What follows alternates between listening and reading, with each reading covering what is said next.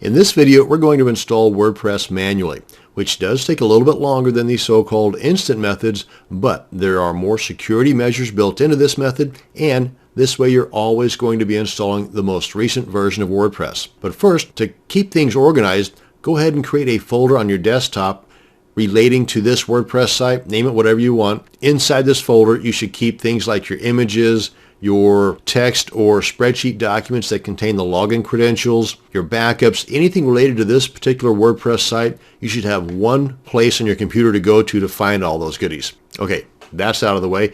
Now, there's basically four things we're going to do to create our WordPress site. We're going to go to wordpress.org and download the most recent installation files. Then number two, we're going to unzip those files and upload them to our server. Now at this point, I need to assume that you've already got a domain name and a web hosting service. And you should also determine at this point, are you going to be uploading or installing WordPress on your root directory or on a subdirectory? Meaning, whenever you type in the URL to your WordPress site, is it going to be mydomain.com? Boom, there's your WordPress site. Or is it going to be in a subdirectory where you type in mydomain.com/blog? Either way you want to do it is totally fine because the installation process is exactly the same. It's just where are you going to upload these files to? Number three, we're going to build a database. And number four, we're going to add our database to our WordPress site. And that's basically it. So let's go ahead and get to work. Now I've already taken the liberty of going to wordpress.org and downloading the most recent installation files. And I want to point out that in a zipped up format, it's just a little bit over 6 megabytes. But whenever we uncompress those, as you can see as I hover over this, it's almost 17 megabytes. And most every installation process recommends that you upload these files here. So I open that up. And this will take twice as long than if you were to upload a single zip file. But if you're going to do that fast way, as I'm about to show you, you have to send the right zip file. So you cannot send the zip file that you downloaded from wordpress.org. That's not going to work. So first, unzip them. And I do that in my Windows machine by right-clicking and then left-clicking on Extract All. Navigate to the location on my computer where I want those files to be extracted to. Click on Extract and we're good. And then you come up with something like this. Then open that folder and expose all the files. Then select the top file or folder in this case. Hold the Shift key down on your keyboard, select the bottom file, and that selects all the files. And then just pick one of these files in here, it does not matter, and then right-click and then compress, or in my case, send to compressed folder.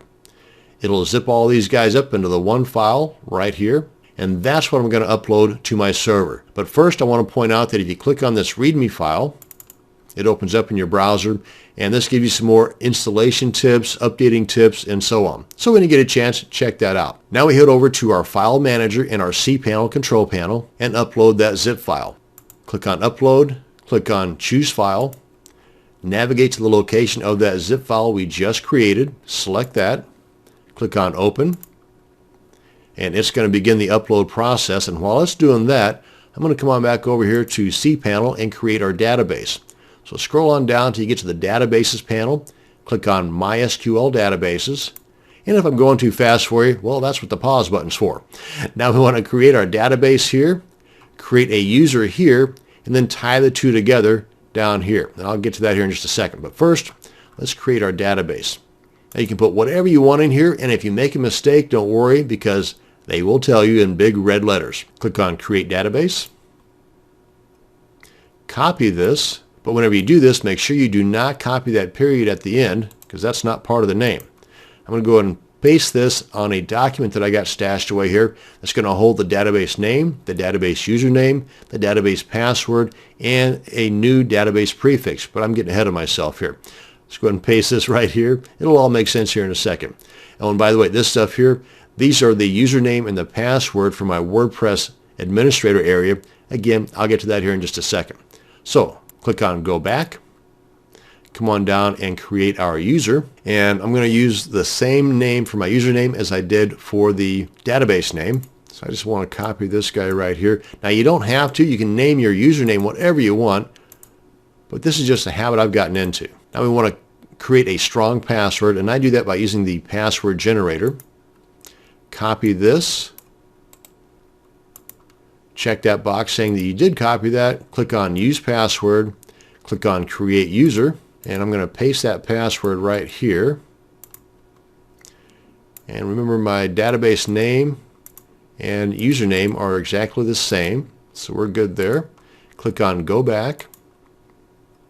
Now we need to tie the two together. If you've got multiple databases and multiple users, make sure that you select the proper ones from this drop-down arrow. Click on Add. Click on All Privileges. Click on Make Changes. Click on Go Back. And our database is all complete. Now we come on back up here, make sure our upload is finished. It is. Click on Back to Home. Select that file that we just uploaded. Come on up here and click on Extract. Click on Extract Files. Click on Close. Select that zip file again. Because we no longer need it, let's go ahead and delete it. Click on Delete Files. We are good to go. Now we've got all the pieces of the puzzle put together. We just need to tie them all up. And we do that by opening up our browser. And in the browser bar, we want to type in the URL to our WordPress installation. And in my case, it was in the root directory. So I type in the URL to my root directory /wp-admin/install.php. Then click on your Enter button. And this is going to pop up where you then click on Create a Configuration File. This is going to pop up kind of warning you that, hey, you got to have all this stuff done first, which we already do. Click on Let's Go. Now we want to copy the username, database name, and password into the appropriate boxes here. Oh, and most every single time the database host name will be what is in here. That's the local host. But you do have certain hosting services like 1&1 or GoDaddy where that's not the case. So if you're not sure, go ahead and do this, leave that alone, and then click on Submit. And if you get an error message saying something related to the database host is not correctly named, then contact your hosting service, find out what needs to go in here, and then redo this process. Now I'm also going to change the table prefix here as well, so I'm going to go ahead and do that now. You can change it to whatever you want. It's just that leaving it in the default WP_ is one more thing that the hackers can use to get into your database and just wreak havoc all over your WordPress site. So I'm going to go ahead and copy that and paste it here. And copy the username, database name, and password and put them in the appropriate boxes. Then click on Submit. And if all works well, this is what you're going to get.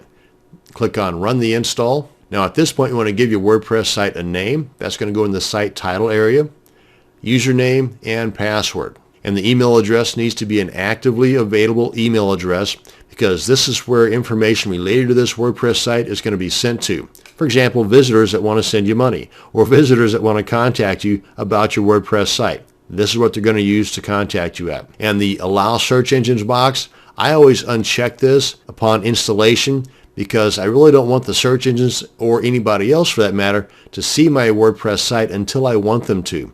And there's a spot in the administrator area where you can recheck this box later on. Let's go ahead and fill in the blanks. And whatever you put in here in the password and the username, be sure and document them somewhere because you're going to need them to log in here in just a second.